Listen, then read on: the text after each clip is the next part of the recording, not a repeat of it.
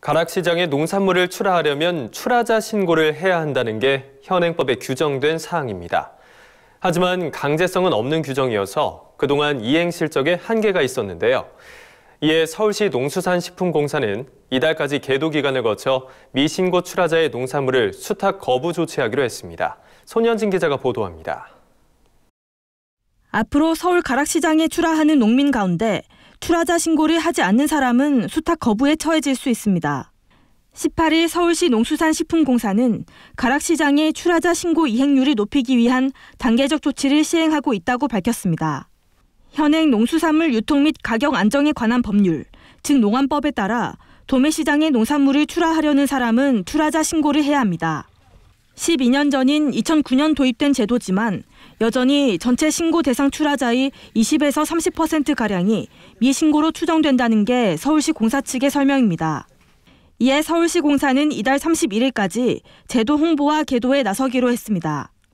미신고 출하자가 농산물을 출하할 경우 신고를 계도하거나 신고 대행을 실시하고 출하자가 이에 응하지 않으면 농산물 수탁을 거부할 방침입니다. 내달부터는 신고 이행 실태를 살펴보는 현장 점검이 본격적으로 이뤄집니다. 출하자가 연락이 안 돼 신고가 지연되면 3일간의 유예 기간을 주고 이후에 신고가 이뤄지지 않으면 수탁을 받지 않기로 했습니다.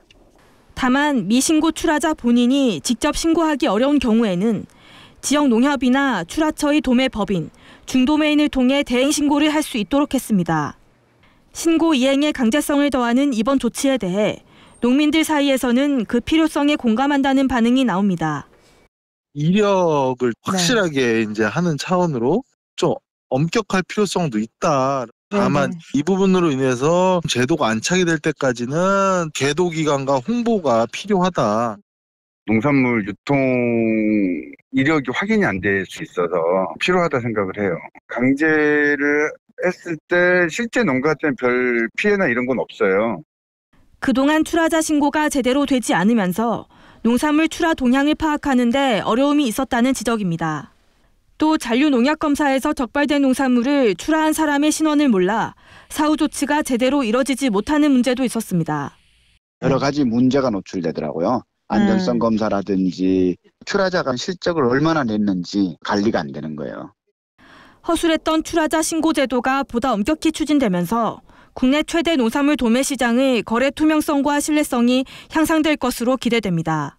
MBS 뉴스 손현진입니다.